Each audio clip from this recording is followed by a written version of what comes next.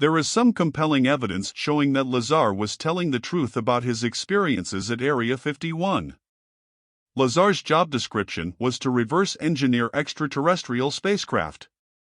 The specific craft that Lazar was working on was allegedly a part of an archaeological dig. When trying to legitimize the claims made by Bob Lazar, a few things stand out. First, prior to Bob Lazar going public with information about Area 51, the public had no knowledge of the secret testing that occurred at the base. It was his claims that brought it to the attention that it receives today. Remarkably, it has been disclosed that secret projects have been tested at the base and have led to aircraft like the stealth bomber. Bob even has taken groups of people to watch these tests that only a few people knew were happening. There's another facet of Lazar's original story, which at first sounded like science fiction, but has since been proven to be an advanced technology used only at secret government bases during a short window of time. It's the bone density hand scanner. Lazar claimed to have used this unique security access system to gain access to the base.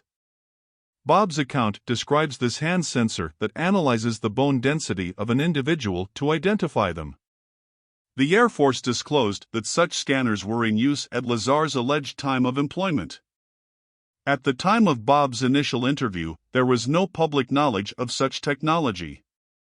More recently, Jeremy Corbell was able to conduct an interview with a former colleague of Lazar's from Los Alamos, Dr. Robert Krangle, who confirmed working with him and stated it was his belief that Lazar was a physicist working on projects tangential to his own at the time. Dr. Krangle's credibility can be seen in his successful career as an engineering physicist who invented the laser rangefinder and continues to contract for Los Alamos Labs. The most interesting proof of the legitimacy of the claims of Bob Lazar is element 115. He talks about a core piece of the propulsion system on the craft called element 115. This element has a seat on the periodic table of elements and is now known as moscovium.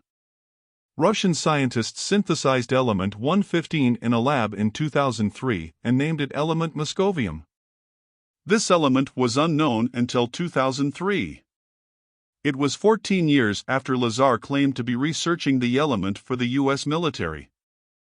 Bob Lazar's story is phenomenal to say the least. It could be the most monumental discovery in human history. There is much evidence to believe the stories put forth by Lazar.